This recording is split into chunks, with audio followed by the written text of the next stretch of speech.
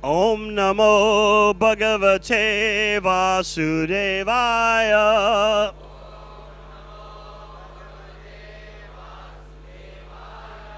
Om Namo Bhagavate Vasudevaya.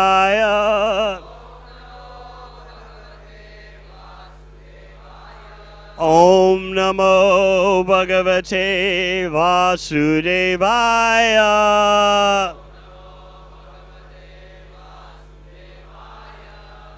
Srimad Bhagavatam, 10th Canto, Chapter 86. Arjuna kidnaps Subhadra.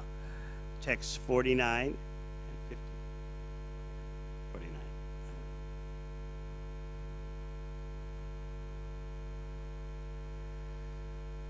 49. Satvam śādhi sva-bṛtyān kim deva karavāma etad-anto nṛṇāṁ kleśo yad bhavān akṣi-gocaraḥ satvam śādhi sva-bṛtyān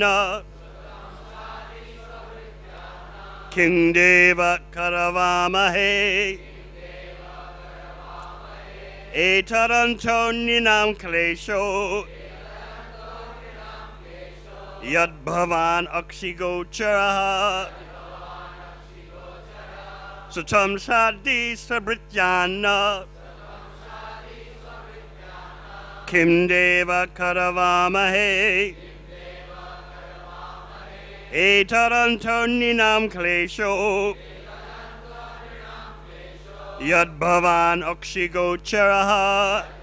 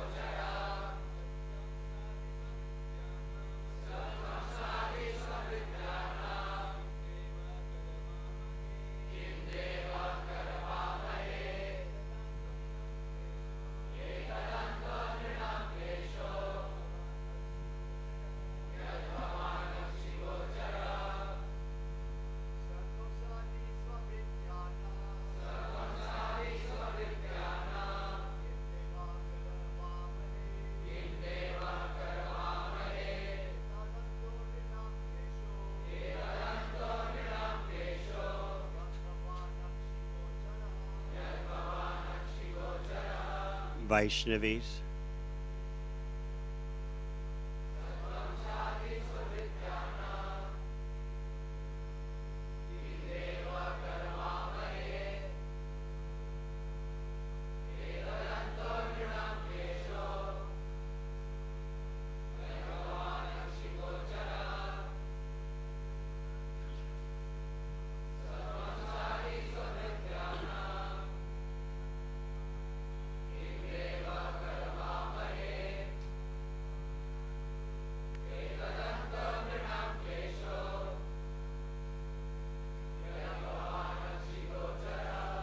Sa, he, tvam, you.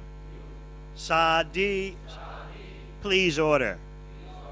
Sva, your. Bhṛtyān, servants. Na, us. Kim, what. Deva, O Lord.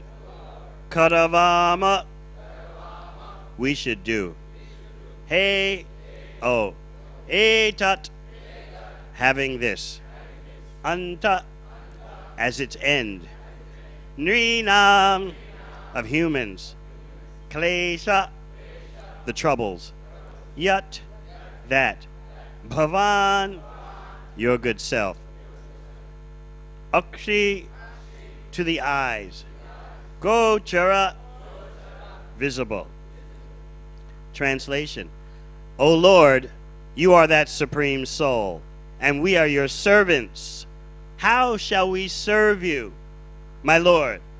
Seeing you puts an end to all the troubles of human life.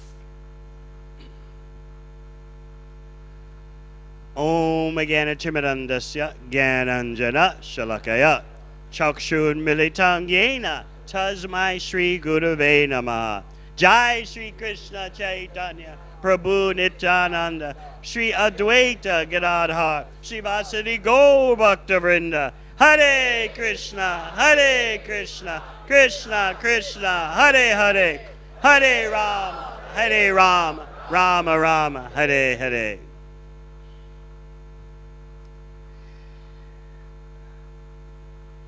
This chapter, Arjuna kidnaps Subhadra. The 86th chapter of the 10th canto begins in pain, but not material pain. When you understand that the spiritual world is full of varieties and is non-dual, then one can understand that there is pain on the spiritual platform, but it is blissful. There is pleasure on the spiritual platform, and it is blissful. This is what Advaya Gyan means, the knowledge of non-duality.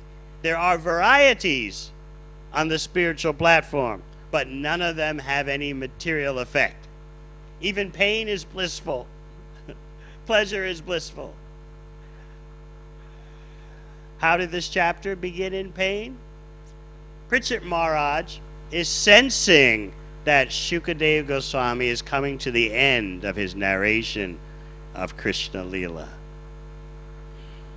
Now you might think, shouldn't Pritchett Maharaj be more preoccupied with his impending death? After all, he's been cursed to die in 7 days. Shukadeva Goswami being sensitive to Pritchett Maharaj's situation because the king has been fasting from everything. Shukadeva Goswami says to him, would you like me to stop so you can drink some water? But to Pritchett Maharaj, this is a horrible request. What? Stop the flow of the Amrita, the nectarian talks about Krishna? Once before I made a mistake when I was thirsty. I'm not repeating that mistake again. Of course, for Pritchett Maharaj, there's no mistake. Everything happening to him is by the plan of the Lord. There are living entities, believe it or not, who want Kali Yuga. They find it highly desirable. In order for Kali Yuga to happen, Pritchett Maharaj has to leave. He can't be in this world. That's one reason why he has to go. The second reason is his departure provides the golden opportunity for Srimad Bhagavatam to be spoken. So Pritchett Maharaj didn't want Shukadeva Goswami to stop his narration for anything.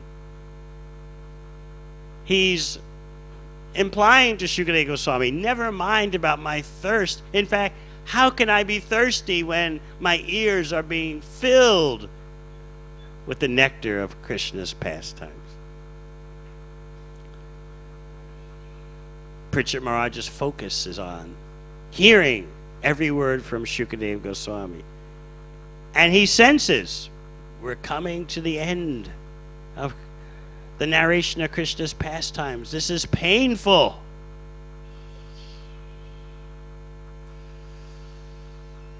So he asks Shukadeva Goswami some questions. You've talked about several things, but you haven't talked about Krishna's sister's marriage to Arjuna. Keep going, keep talking. In case you overlooked this point, I'm reminding you, I'm just letting you know. There's still more. This is greed in the perfect state. Bhakti yoga involves a greed that cannot be imagined or conceived of on the material platform. In my travels around the world, I often ask people, do you remember in your life when you were greedy? Think about what you were greedy for. Nothing that you were greedy for, that state of being greedy, nothing about it can compare to lolyam, the greed for Krishna, for serving Krishna. Parikshit Maharaj is evidencing, he's showing that greed. And Shukadeva Goswami notices. Shukadeva commends Parikshit Maharaj earlier in the Bhagavatam. I see that everything I say about Krishna to you appears newer and newer, fresher and fresher at every moment. That is the proof that you're on the spiritual platform. Just like Srila Prabhupada explained about reading Bhagavad Gita. We might think, oh, Bhagavad Gita is the basic introductory book. But the real reader of Bhagavad Gita sees newer and newer lights, as Srila Prabhupada said, every time he or she reads it. It's like you never read it before. This is how to judge if we are losing our taste for material existence. When our taste for Krishna's pastimes, when our taste for hearing Bhagavad Gita, Srimad Bhagavatam, Chaitanya Charitamrita is such that every word seems ever fresh, then we know that we're starting to get out of the grip of the illusory energy. And Parikshit Maharaj was completely out of the grip of the illusory energy. Therefore, Shukadeva Goswami noted these symptoms. This is one of the metrics for judging how one is becoming free from Maya. Shukadeva Goswami began to explain about the marriage of Subhadra to Arjuna.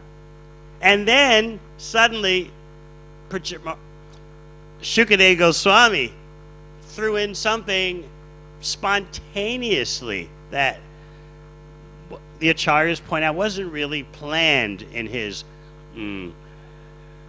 presentation. He started talking about Krishna's leaving Dwarka to visit King Bahulashva and the Brahmana Shrutadev. This is what happens in Bhagavatam. The more you hear it while rendering devotional service, the more you realize that Bhagavatam is an ecstatic presentation. Even when in the 5th canto Shukadeva Goswami is presenting the universe, still what he says is a product of ecstatic love. Sometimes in presenting Krishna Leela in the 10th canto, Shukadeva Goswami jumbles up the chronological order. Now, to the Western mindset, that's a great mistake. There's step 1, step 2, step 3, step 4. How can you put step 4 before step 2? That shows imperfection. That shows an error. But on the spiritual platform, there's no mistake. Because on the spiritual platform, there is pure ecstasy. When Shukadeva Goswami apparently gets the pastimes of Krishna out of order, it is not a flaw, because the Bhagavatam is the outpouring of ecstasy. Just like when Krishna went to visit Vidura for lunch. He'd already been invited by whom? Yes, and what was Duryodhana famous for? The best banquets, the best lunches, materially impeccable, sumptuous, cooked by the greatest cooks, huge quantities. Everyone knew about Duryodhana's lunches. But Krishna didn't go, in spite of an invitation. Instead, Krishna went to Vidura's house, who was poor. He wasn't part of the royalty. How did Krishna go to Vidura's house? He ran, attracted by the bhakti there. And when it was time for Vidura and his wife to serve Krishna lunch, Vidura was in such ecstasy that he was serving Krishna the banana peels instead of the inside of the banana. And Krishna was eating the peels. Is that a mistake? From the material point of view, it is a mistake. But on the platform of pure bhakti, this is all about ecstatic love. So after Krishna left Vidura's house, there was still the matter of clarifying to Duryodhana why Krishna didn't come to Duryodhana's lunch. And naturally, a demanding, arrogant person like Duryodhana wanted to know, Krishna, where were you? You didn't show up for my lunch invitation. So Krishna explained to Duryodhana two things. That in order to eat, one has to be hungry. And also, in order to eat, the guest has to feel wanted. I didn't feel wanted and I wasn't hungry, so I didn't come. Did Vidura make a mistake? No. Shukadeva Goswami doesn't make a mistake. Sanatana Goswami explains in Krishna Lila Stava that every syllable of Srimad Bhagavatam is saturated with Krishna Prem. We want to see that more and more as we make advancement in spiritual life. But if we read Bhagavatam like it's an ordinary book, it'll take us a long time to become purified.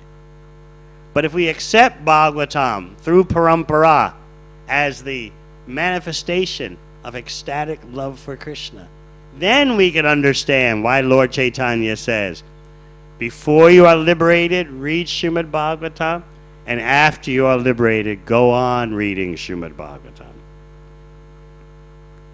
This is what it's meant. This is what is meant when the Bhagavatam says, Nityam Bhagavata Sevya, eternally we're rendering service to Srimad Bhagavatam. So Shukadeva Goswami has apparently veered off course. He's starting to talk about Krishna visiting Bahulashva and Shrutadev. It's impromptu. It's just something that came out. Oh, by the way, now why did Krishna leave Dwarka to visit these two persons? Like so many other devotees, they could have gone to Dwarka to see Krishna. But the acharyas explain that both Bahulashva and Shrutadev felt we're too fallen to go to Dwarka. And also, we have our personal archana, our deity worship at home. We can't abandon that. And of course, the deity is non-different from Krishna. So they didn't go. But just to show how attached Krishna is to his devotees, Krishna decided to come to Mithila to visit those two. Now this visit by Krishna to Mithila has a mystery to it, which we'll talk about later. Krishna doesn't go alone. He gets on his chariot and begins the journey. He's invited the sages to come with him, but he doesn't want the sages to walk. He tells them, if I ride on the chariot and you walk, by the time you get to Mithila, you'll be very exhausted. So all you sadhus, get on my chariot. So that was Narada Muni, Krishna Dvaipayana Vyas, Chaivana Muni, Brihaspati. They all got on Krishna's chariot, and he proceeded toward Mithila. On the way, he passed through many locations, and all the people crowded the road to have a glimpse at the Supreme Personality of Godhead. They were drinking up Krishna's beauty through their eyes. In explaining this, Shukadeva Goswami became quite emotional, describing how these onlookers, watching as Krishna proceeded on his way to Mithila, how they were drinking up his beauty. There's a list of various locales that Krishna passed through on his way to Mithila. One is very mysterious. He went to Madhu. What does that mean? It means Mathura Vrindavan. What was Krishna doing there? By that time, to ordinary vision, all the Brijbasis had become unmanifest. Still, Krishna stopped in Mathura Vrindavan to participate in the uppercut lila, the unmanifest pastimes. You may remember earlier in the Bhagavatam, in the first canto, there you find a mention in the Bhagavatam's presentation of Krishna's return to Dwarka, how sometimes Krishna would leave his capital city and visit Vrindavan. You get just a hint there. Also, when Krishna killed Dantavakra at the gates of the city of Mathura, for 2 months, Krishna did a side trip to Vrindavan. So, about 3 places in Bhagavatam's presentation of Krishna Lila, you find that Krishna has slipped away to Vrindavan. Now he's on his way to Mithila. And upon his arrival, both Bahulashva, who is a king, and Shrutadev, who is a brahmana, both think Krishna's coming just for me. Now, this is not selfishness. This is not pride. I am so great. Krishna is only coming for me. No, it is part of the nature of love for Krishna that each devotee feels. Krishna is all mine. This is how magnanimous and expansive is love of Krishna. That although Krishna has unlimited devotees, each devotee feels uniquely special. King Bahulashva has all the power and majesty and royalty. Shrutadev is an austere living brahmana. He just gets enough to eat for one day. He doesn't keep anything in stock. Although the external occupations of Bahulashva and Shrutadev are so different, yet on the bhakti platform they're equal. This shows you the real secret for unity.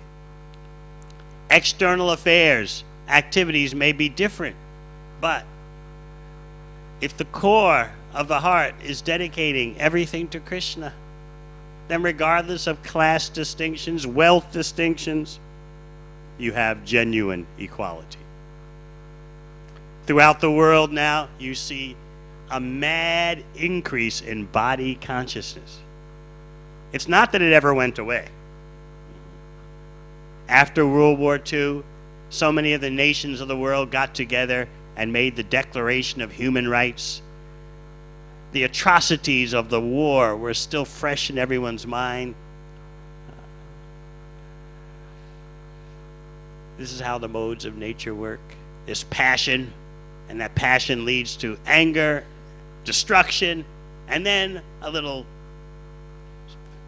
bit of sattva-gun, reflection. Oh, we shouldn't have done that. 55 million people died, 33 million refugees. We'll never do that again. Bring all the nations of the world together. We'll all sign this Declaration of Human Rights, honoring all human beings. That mentality lasts for a short time. You know the term from the 7th canto of Bhagavatam, smashana vairagya, cemetery, crematorium, renunciation. When there's some disaster resulting in the death of so many persons, or even just the death of one family member, at the burial place or at the crematorium, everyone is philosophical. Maybe you have experienced. Life is just a dream. You just don't know when it's going to end. Any moment, it all can come crashing down. People talk like that for a while. And then they leave. Next morning, time to go to work. Everything is back to so-called normal again. Some persons, however, those who are very atheistic and secular, they say that by seeing death, by going to funerals, by seeing, I've heard this even from emergency room staff at hospitals who are totally atheistic. They say that by seeing the mangled bodies coming in from auto accidents, it makes the staff more determined to enjoy. Because they explain, when you see death in such a horrible way in front of your eyes, it makes you realize how valuable each moment is that you have before death comes. You've got to enjoy more vigorously than ever before. This is why Krishna says in Bhagavad Gita, what is night for one class of persons is day for the other, and vice versa. You would assume that everyone, universally, upon seeing some destruction, some death, they become very philosophical, introspective. What is the purpose of life? Who am I? No. For those whose intelligence has been spoiled by demonism, they get more inspiration for their hedonistic lifestyles. Oh, we can die at any moment. Let's enjoy our senses even more vigorously because it's all going to end. Let's become inspired by these deaths to squeeze every moment even more than before in order to enjoy the body and the senses.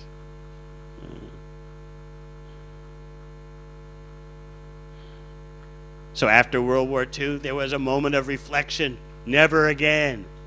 55 million people dead, 33 million refugees.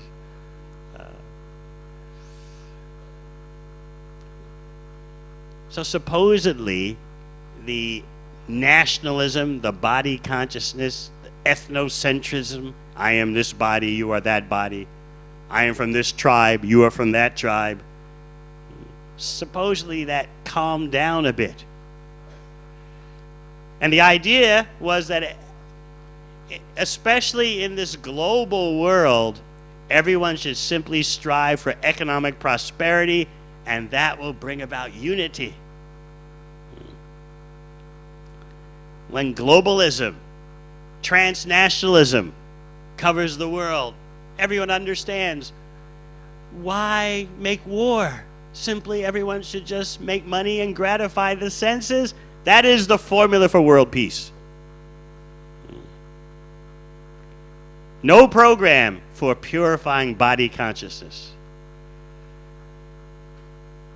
What is the actual difference between thinking, I am from this tribe, I am from this nation, or I am part of the global society? It's still body consciousness. One sounds a little more sophisticated than the other. Neither will lead to anyone's purification, whether you think you are this ethnic group, or you think I am a citizen of the world. I identify with global culture. I meet many persons, younger persons from India who think in that way. We are not part of the whole Deshi thing. We are citizens of the world. We are flying here, there, London, Paris, New York. We are taking all cultures, all types of foods, all types of music. We are not village people. This is still body consciousness. Whether you identify by coming from a particular caste or a particular village, or you say, I am from the whole world, still, I am the body.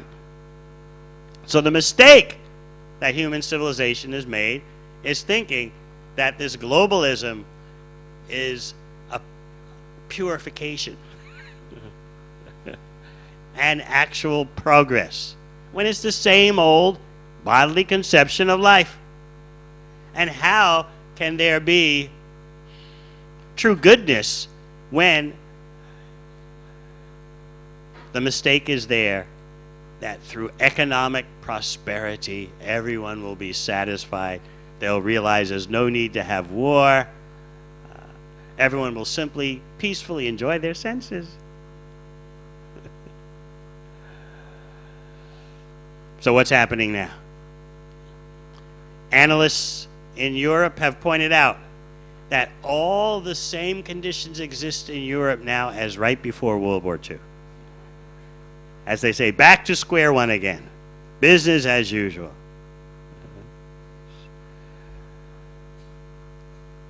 The intellectuals are dismayed. Oh no. In so many countries of the world, extreme right-wing fascist types are becoming powerful politically. Haven't we been through this before? In other words, you should be modestly and mildly in the bodily conception of life. You shouldn't take it to an extreme. But who can control their senses? Who is there to decide this is too much body consciousness? This is just the right amount of body consciousness.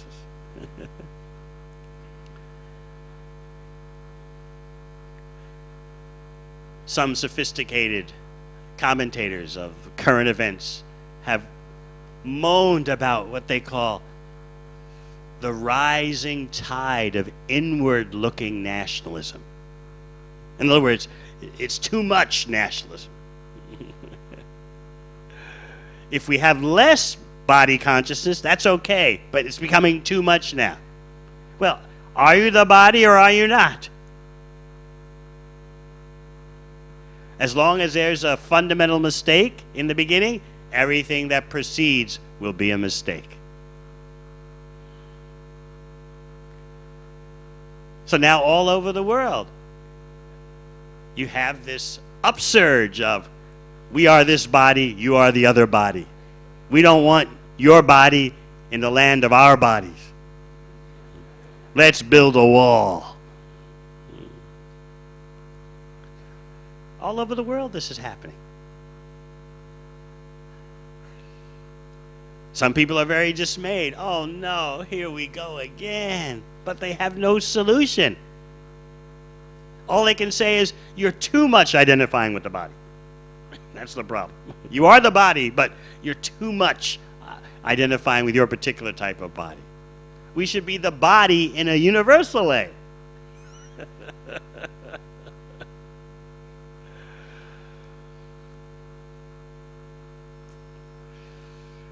Now you can see there's actually been no human progress. Despite all the gadgets, technology, there has been no real human progress. It's back to the same old thing again. Let's fight. You have a different body. We want your body out of our country. There was never any real unity. The idea that economic prosperity would bring people together is completely false, because how can the illusions of the bodily conception of life actually bring unity?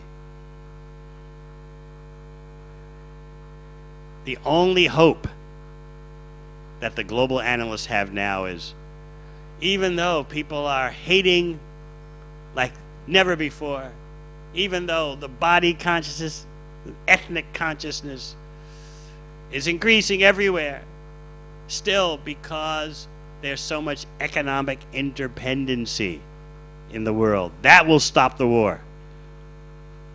That's their hope. Because all the economies are so linked together, therefore, in spite of such ignorance and passion, there'll be peace. It's not going to happen.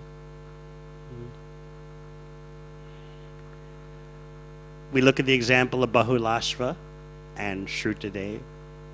One is a majestic king.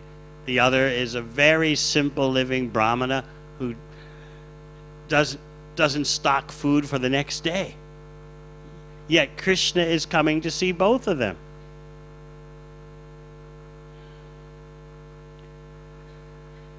Each one, Bahulashva and Shrutadev, thinks Krishna's coming especially for me. But as we pointed out, that attitude is not pride, egotism. They're just feeling the exclusiveness of love for Krishna. Love for Krishna does that. It makes each devotee feel Krishna is mine. And when the attitude of mamata is there, possessiveness, that increases the feeling that Krishna is mine. If you're in servitude, you think Krishna is my master. He's my boss. If you're in friendship, you think Krishna is our friend. If you're in parental love, Krishna is our dependent. And if you're in conjugal love, Krishna is our lover.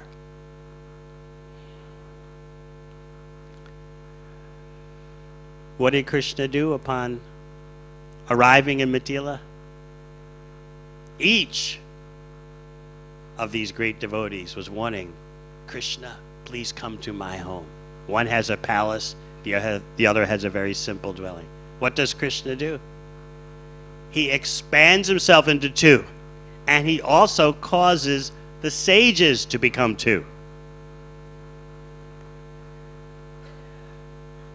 Krishna and the band of sages go to Bahulashva's house and Shrutadev's house simultaneously.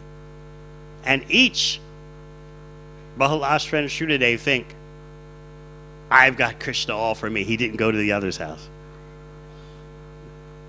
In fact, the way Krishna's yoga maya, his pastime energy, works is that when Bahulashva's neighbors would go look at Shrutadev's house, they would see a Shrutadev outside the house lamenting, Krishna didn't come.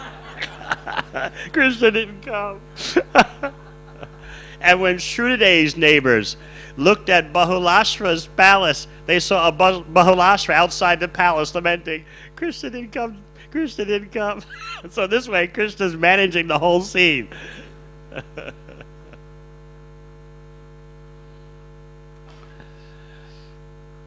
In today's verse, we see the attitude of the perfect servant. O Lord, you are that supreme soul, and we are your servants. How shall we serve you? My Lord, simply seeing you puts an end to all the troubles of human life. Remember Queen Kunti's prayer. Krishna, when we're seeing you, we're no longer seeing birth and death. Therefore, the important thing is not any so-called calamities. The important thing is seeing you. Because not seeing you is the real calamity. But as long as we're seeing you, that means the end of repeated birth and death. That means the end of the real calamity. So let the so-called calamities come again and again, as long as we are seeing you.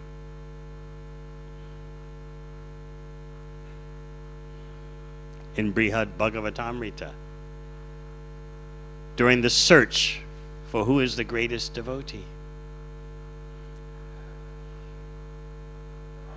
the Pandavas were presented as the best devotees. And what were they doing when their particular love for Krishna was being analyzed in comparison? What were they doing? They were plotting. We have to create some problem so that Krishna will stay with us. We've got to come up with some reason. We've got to come up with some crisis. We've got to manufacture some kind of incident.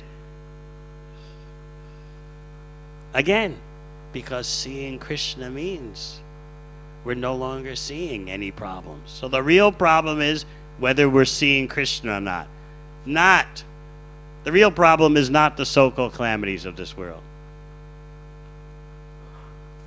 Just like when the Japanese were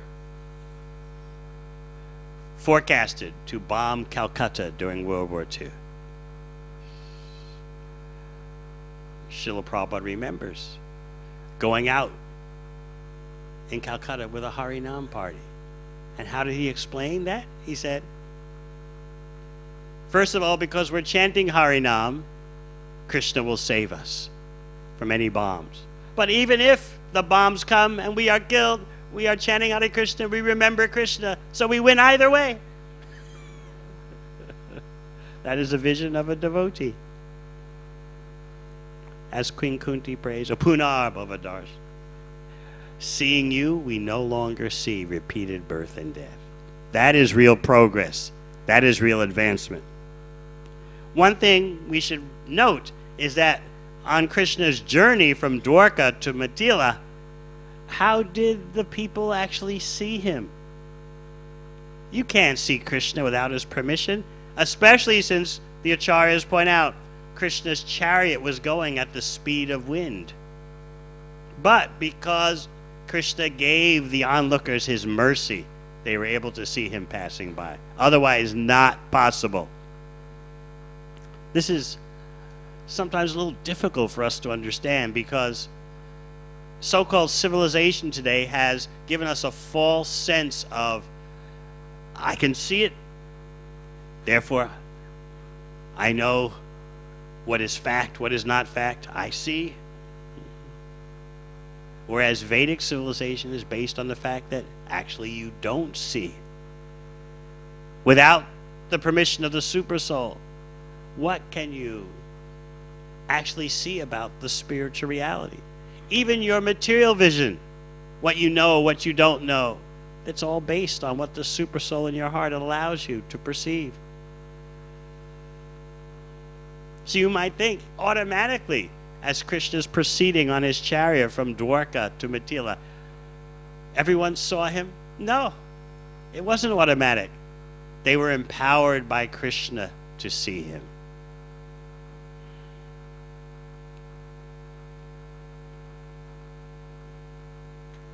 Let's look at the attitude of Shruta-dev.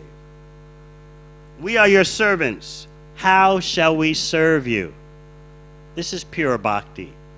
Not, we are your servants, and we like to serve you in a certain way, so please accept that. That's karma yoga. As Srila Prabhupada explains, there's a very subtle difference between karma yoga and full bhakti. Karma yoga means you'll offer the results to Krishna, but you're attached to acting in a certain way. I think I've explained before. Maybe some of you didn't hear. In the early days of ISKCON, this is 1973, I remember at the New York Temple. Every week,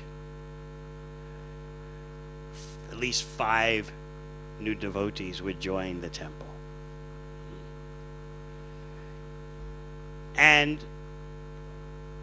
each one knew exactly what he wanted to do for Krishna. Each one knew exactly how he or she was going to serve Krishna. There was no doubt. They all came with guitars on their back, and I'm a musician. I will make music for Krishna, and in that way I'll spread Krishna consciousness all over the world. So what is the temple management going to do? practically every new devotee who walks in the door has the idea, I just want to make music. Before I came to the temple, I was just on the verge of making it big. They all say the same thing like that. I was just about to be so famous, but then I decided to join the temple and I'll make music for Krishna. That's what Krishna wants. So how can the management go on if everyone has their own idea? This is what Krishna wants me to do. I know.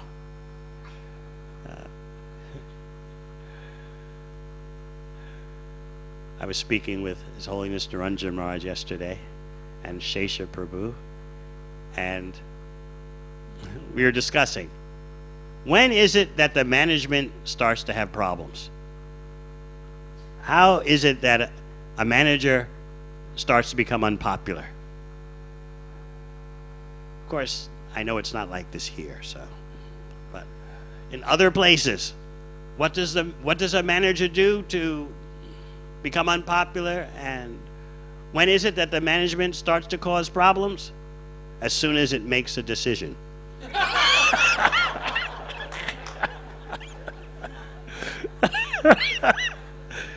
As soon as you're a manager, as soon as you make a decision.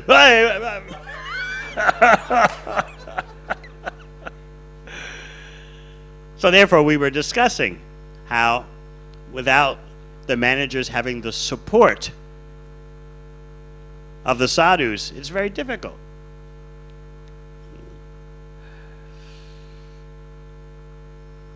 Without getting support from the senior Vaishnavas, because it's natural that management involves making decisions which are sometimes difficult, the management needs support. So, here you have so many new devotees joining the New York Temple in 1973, all coming with long hair, backpacks, and a guitar. How are the temple activities going to go on? You have to convince them. Yes, we understand that you are the next George Harrison. We accept that. But we do need someone to wash the pots. Please make music in that way.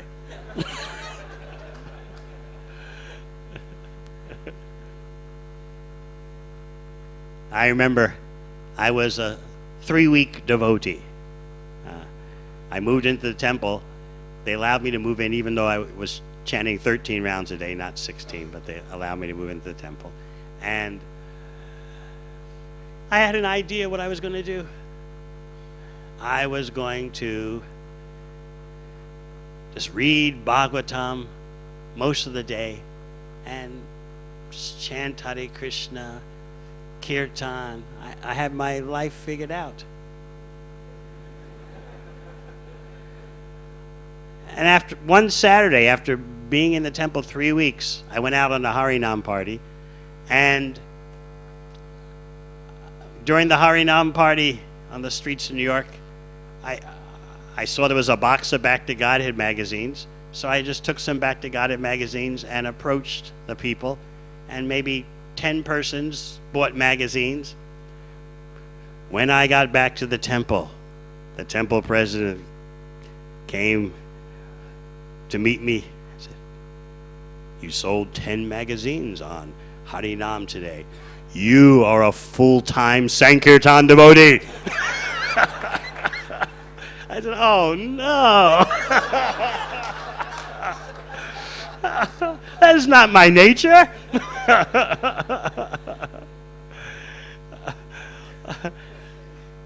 I came to this society of devotees pursuing the greatest literature, the greatest books. I just want to read them all day. No, you are a full-time Sankirtan devotee.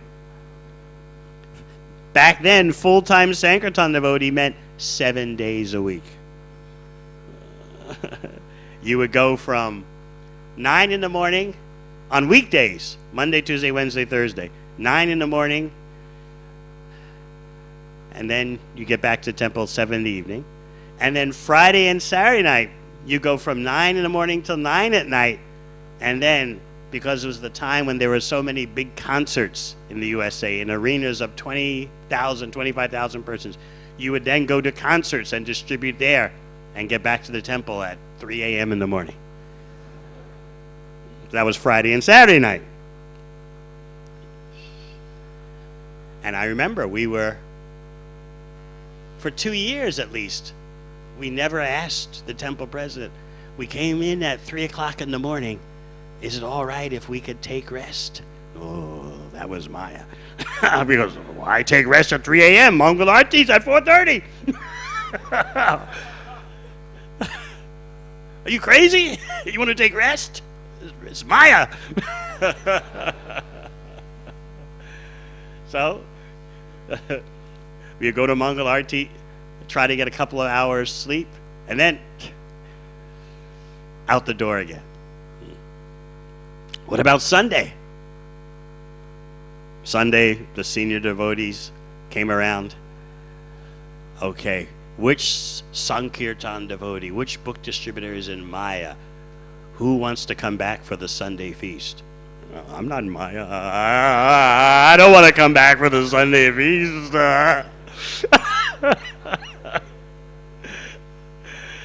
So it was quite austere.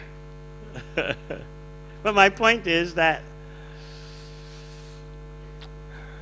karma yoga means you are attached to serving Krishna in a certain way, even though you'll give Krishna the results. Now, let's not condemn karma yoga too much, because the fact is most devotees should be looking up to karma yoga, not down at it. Still, full bhakti is something else. Full bhakti means you're not attached to the results, and you are not attached to what you do. It's simply whatever Krishna wants, however Krishna wants it.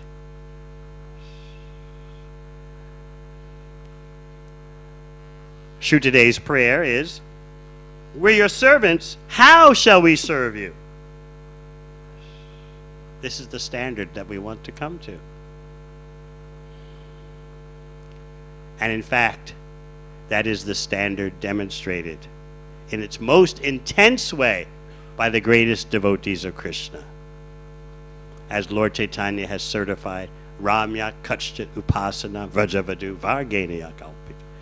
There's no better way of serving Krishna than that demonstrated by the cowherd women of Vrindavan. Today we are celebrating Sharat Purnima. We spoke about how Krishna, on his way from Dwarka to Mithila to see King Bahulashva and the Brahmana Shrutadev, he stopped in Madhu, he stopped in Mathura Vrindavan. And even though the Brijbasis had disappeared from ordinary vision, Krishna entered the unmanifest pastimes. Or, looked at another way, Krishna is always present in the uppercut Leela, the unmanifest pastimes. And then he came to Mithila.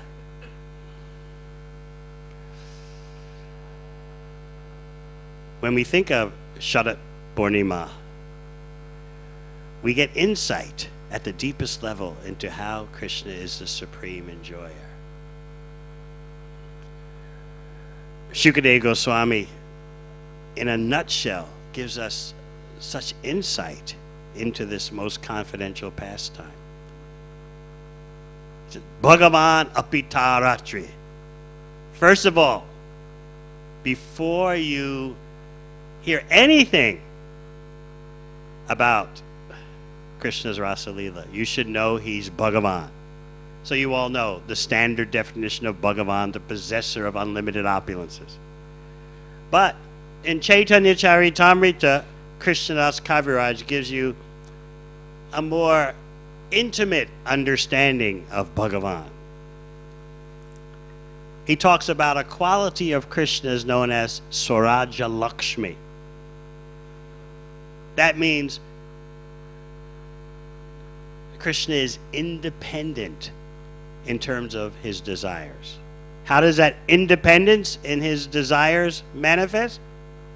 He has unlimited desires. This is inconceivable for us. How many desires can you calculate that you have? It's difficult getting past 10. But who is this person with unlimited desires? But not only does Krishna have unlimited desires, he has the unlimited ability to satisfy each of his unlimited desires. That is Bhagavan. So Shukadeva Goswami first wants us to understand, you're not dealing with an ordinary person. You're dealing with someone who has unlimited desires and the unlimited ability to satisfy all those desires. Krishna is like that. Yet and still he sees the night of the full moon. And he remembers 10 months earlier what happened. He had promised the young gopis,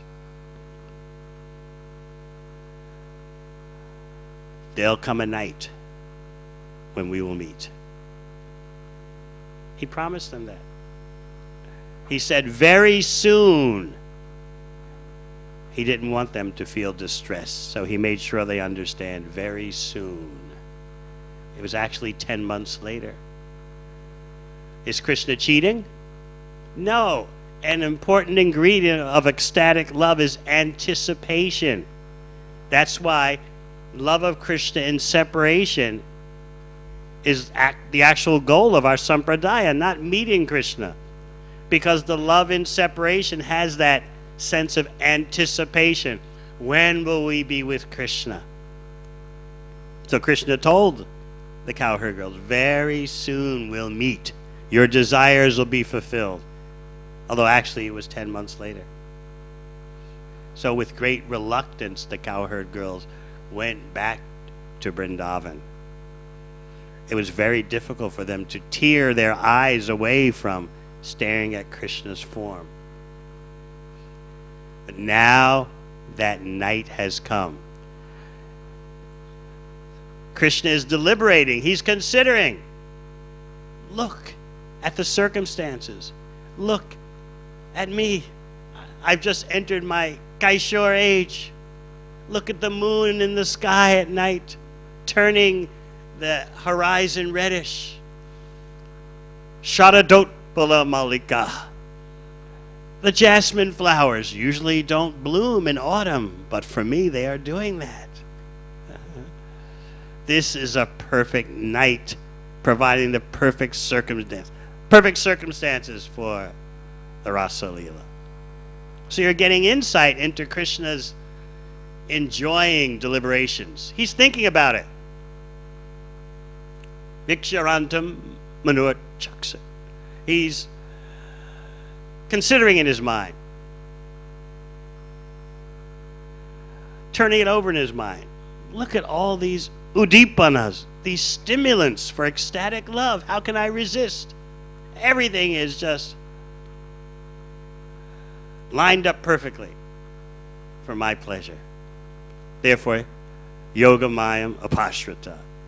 I'll take shelter of my internal potency and arrange the most beautiful pastime for dancing.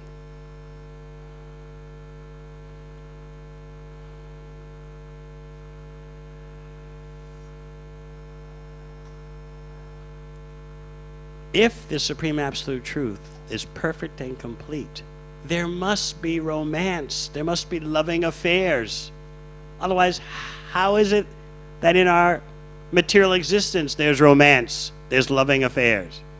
It has to come from the ultimate source. Otherwise, Krishna is not perfect and complete. Do we actually think that Krishna is simply meant to receive our prayers? Oh, Krishna, please send me a good wife. Please send me a good husband.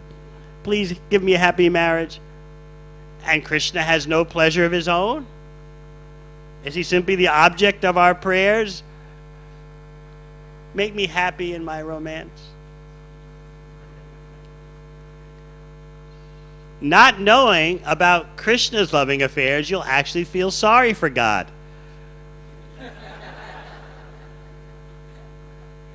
What does God do? He creates, He maintains, He destroys. And what do? We have romance.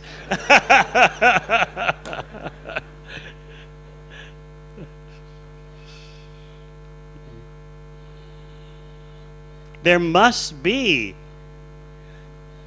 conjugal affairs in the Supreme Absolute Truth.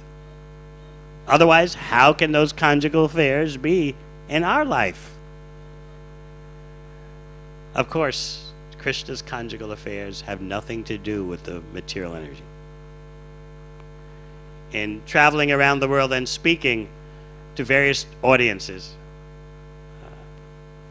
I don't usually say this in India, but because it's here at Chowpatty, I will deviate. Do you know, scientists with their statistical analyses, they have calculated statistics for everything these days because so much data can be crunched. Do you know what is the global average for the duration of romantic affairs, romantic feelings, in case you are inclined in that way? The global average is 17 months. That means, average means some can be more, some can be less. But 17 months where your head is spinning and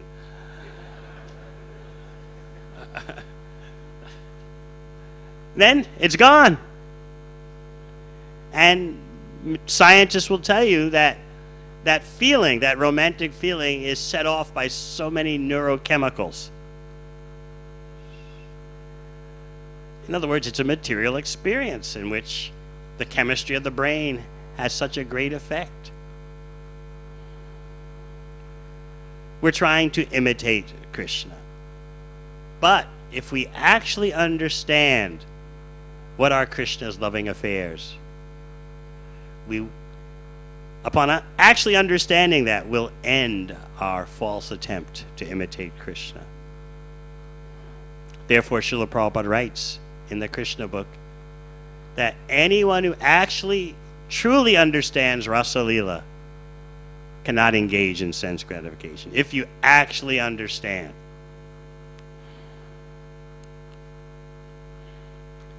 Pritchett Maharaj wants to make sure that we actually understand. Therefore, he asked Shukadeva Goswami a key question about Rasa Leela. The gopis attained perfection simply by thinking of Krishna. They didn't know Krishna is the Supreme Personality of Godhead. They simply thought he's their lover. Does that mean anyone who thinks of their lover gets the supreme destination? A skillful question. Because some persons think, whatever you think about, it's all the same, it's all one. So Pritchett Maharaj wants to clarify that although the living entities are qualitatively equal with Krishna, still, quantitatively, there's a difference that can never be erased. Thinking about Krishna is special.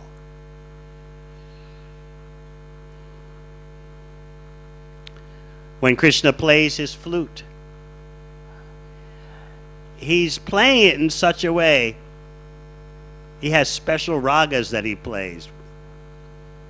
These ragas are especially meant for loving affairs with his girlfriends. Only they can hear the flute, meaning only they can hear these special ragas. And you know what happens. Because the nighttime circumstances are perfect, and then Krishna starts playing his flute, who can resist? The gopis feel like someone has stolen everything from them. A thief has confiscated everything, even their shyness, even their feelings of reserve. It's all gone. Stolen merchandise. So they race out to the forest to reclaim their life, their modesty, their restraint. It's all been taken away by the sound of the flute. This is Krishna fulfilling their desires. According to the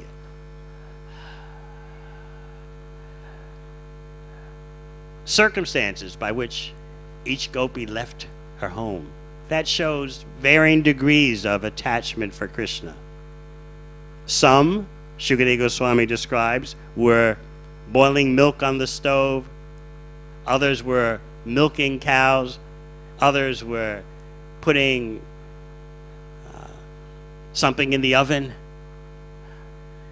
More intensely attached than them were those who were in the midst of family affairs, taking care of their husband, taking care of their nephews, because technically none of the gopis at that point had children.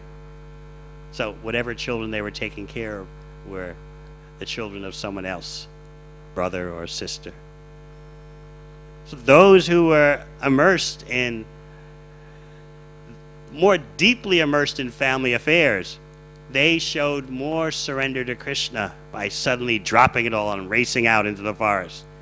More surrender to Krishna than those who were just boiling milk or milking a cow.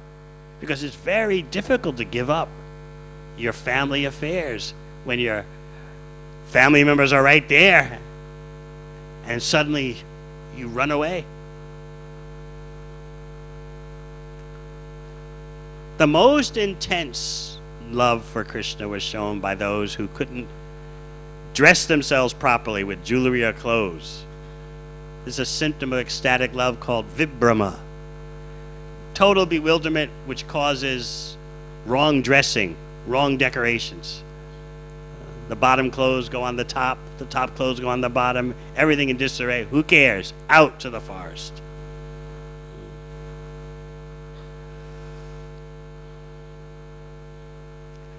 When we consider how Krishna is the master of time and place, we appreciate him as a supreme enjoyer. We think, Krishna, you couldn't have picked a better night than this. It's all meant for your pleasure. The breezes that are blowing, the jasmine flowers that are blooming out of season, the moonlight illuminating the forest. This is the perfect time for you to be with the most beautiful women. Girls who will make the Lakshmi Devis in Vaikuntha look less attractive. Girls who will make the demigoddesses in the heavenly planets look unattractive. And what to speak of the ladies on earth. Sorry.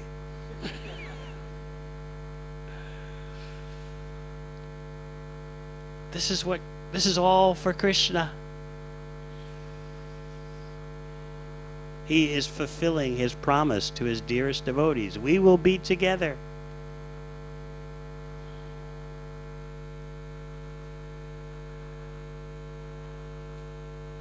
And each of those devotees racing out to the forest to be with Krishna will have a chance to feel that Krishna is looking at me, Krishna is with me.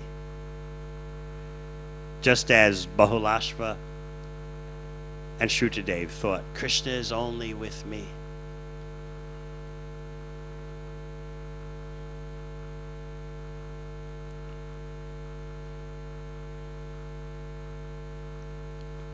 The pastimes of opulence, Aishvarya Lila, have their particular flavor. The pastimes of sweetness have their particular flavor. Krishna is perfect and complete. He enjoys in all ways. Nevertheless, it is the devotees who are attached to him in sweetness that so amaze Krishna that he himself wants to understand. What's it like to be a devotee so in love with me? What's the sweetness that such devotees are tasting? And particularly, what is the position like of Krishna's dearmost devotee, Srimati Radharani? The Acharyas point out that during the Sharat Purnima, when Krishna was looking at the moon, the full moon in the sky, he was seeing the face of Srimati Radharani. It is that person that so intrigues Krishna that Krishna wants to come in her position, take on her emotions, to understand what's it like. Therefore, you have the mystery of Sri Chaitanya Mahaprabhu.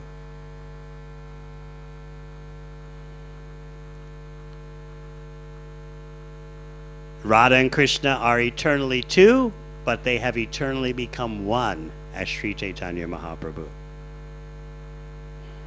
When Krishna wants to be the supreme enjoyer, he comes as Krishna. When Krishna wants to taste feelings of separation, he comes as Sri Chaitanya Mahaprabhu. The two are eternally coexistent. Loosely we say that Lord Chaitanya is the golden avatar, the incarnation of Krishna. But actually, both Lord Chaitanya and both Krishna are Swayam Bhagavan, the original personality of Godhead. So therefore you can say, when Lord Chaitanya wants to be the supreme enjoyer, he comes as Krishna. And when Krishna wants to taste feelings of separation, he comes as Lord Chaitanya.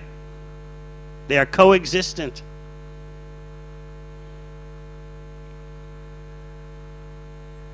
Therefore we say, Sri Krishna Chaitanya, Radha Krishna Nahayanya. Lord Chaitanya is Radha and Krishna combined. By approaching Lord Chaitanya through parampara, only then can we get a glimpse into Radha Krishna pastimes. Otherwise, it's very difficult to understand. Why is there so much confusion in India about who is Krishna? Why is there so many impediments in understanding Krishna's Gopi Leela, the Rasa Leela? It's because of not approaching Krishna through Sri Chaitanya Mahaprabhu. In this age of Kali, without going through Sri Chaitanya Mahaprabhu, it is practically impossible to properly understand Krishna. And so you may wonder, why this confusion about Krishna? India is the land of Krishna, but no one seems to get it straight. They don't understand. They don't seem to understand at all. That's because of not going through Sri Chaitanya Mahaprabhu.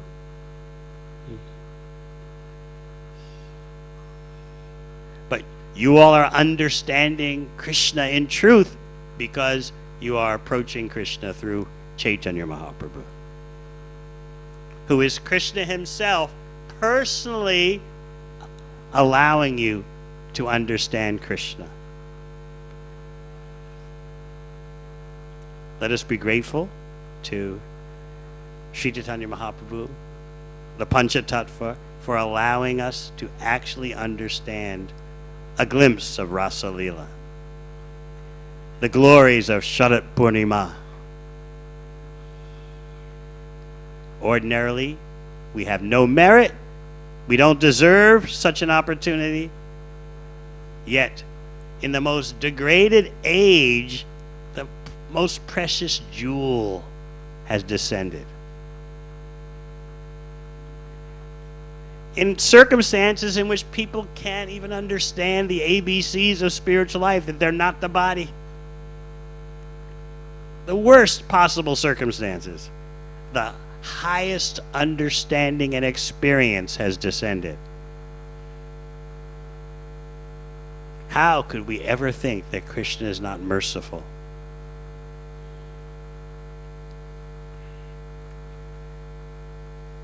As this day proceeds, let us increase our gratitude. We have some insight into what is actually Krishna's Rasa Leela. Even in Krishna book, Srila Prabhupada has presented Rasa Leela so non-devotees can read it and not make offenses. That is such an accomplishment. That's inconceivable. Krishna, the Supreme Personality of Godhead, those books are meant for mass distribution. And all of Krishna's pastimes are there, even Rasa Leela.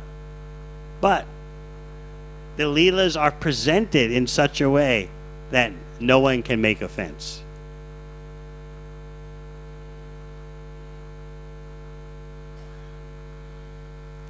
Even a total newcomer to bhakti, even a meat eater, breaker of all the religious principles, can open a Krishna book and read Rasa Leela and understand Krishna is not an ordinary person. We cannot estimate the vastness of this contribution, how unparalleled it is.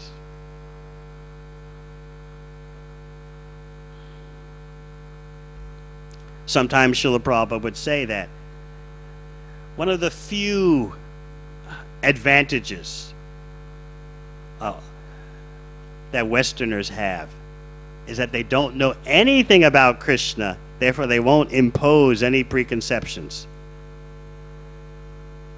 And one of the few disadvantages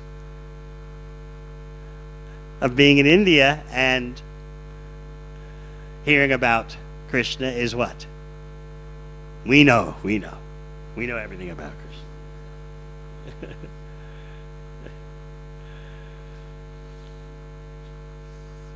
In either case, east or west, north or south, we're all indebted to Srila Prabhupada for clarifying who is Krishna to such an extent that we have an accurate presentation of Rasa Leela, that the whole world can appreciate, whether you were born here or there. I remember first reading the Krishna book.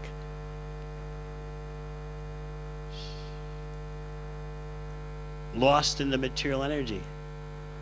I started reading and I got to Rasa Leela. I said, this is God? I've never read anything like this before. I never heard anything like this before. The supreme enjoyer? I always thought that was me. I was sure it was me. I'm born in New York. I have to be the supreme enjoyer. But I've never read anything like this in my life. And this Swami, whose name I can't pronounce, says that this Rasa Leela has nothing to do with the material energy? What's going on here?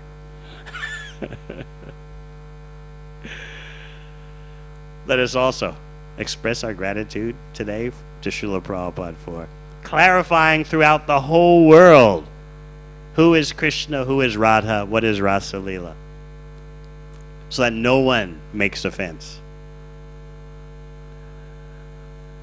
And we are grateful to Lord Chaitanya. We are grateful to Srila Prabhupada. And in the society of devotees, as Lord Kapila Dev says, hearing about Krishna increases its flavor and potency. Satam prasangan mama vir samvido. We need each other, because by hearing about Krishna, when we're all together, the taste increases, the power increases.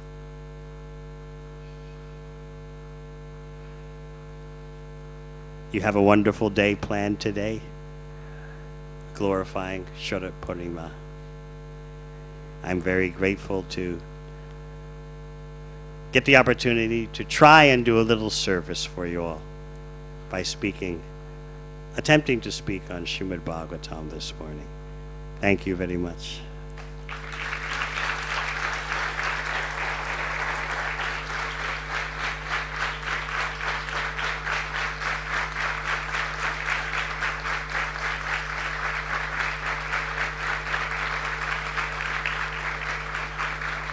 Should we take questions?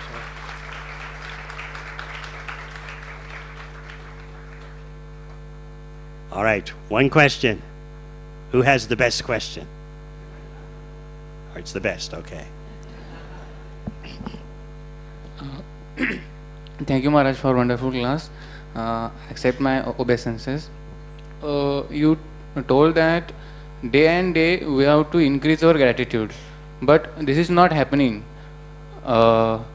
If someone do some small service to us, we are not giving that much gratitude. So for Supreme Personality of Godhead, how can we give gratitude day and day increasing?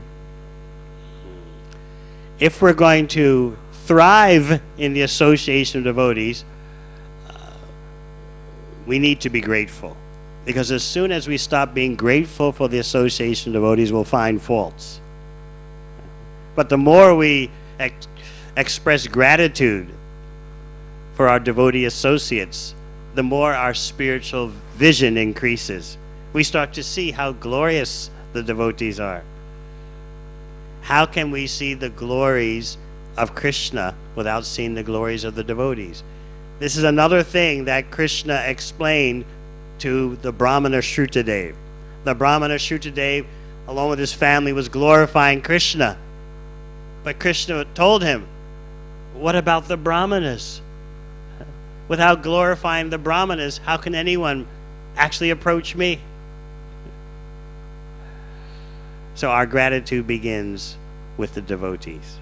And we're very eager and clever about getting opportunities to serve devotees. You can use all your skills, all your strategies, how to do that. It's the real sport. Better than cricket.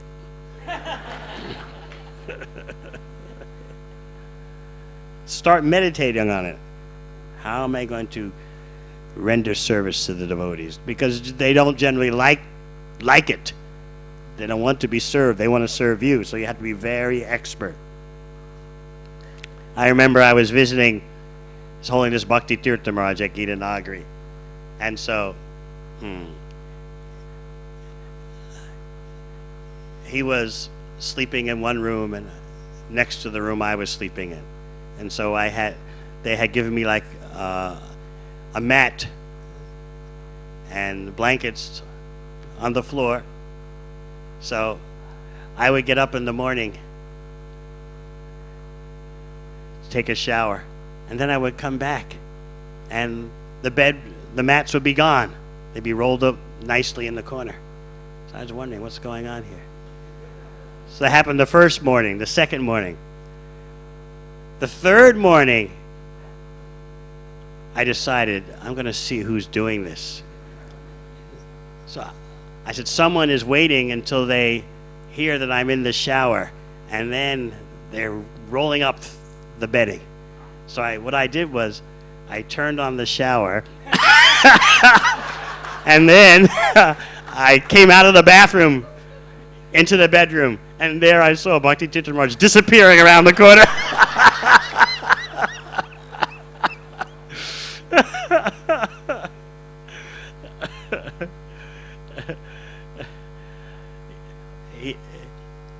He had a very athletic body, so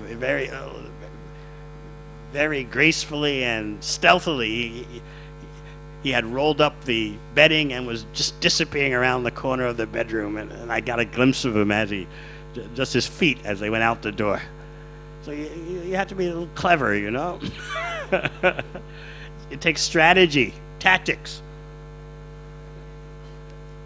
This is real sport. So I'm sure that you'll become fascinated by contemplating opportunities to do this.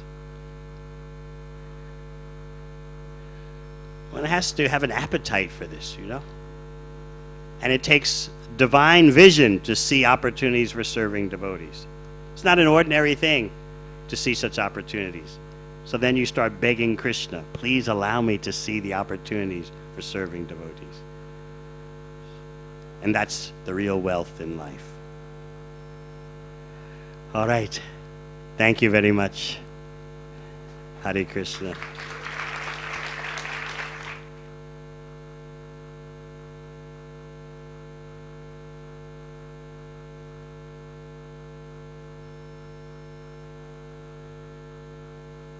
Hare Krishna.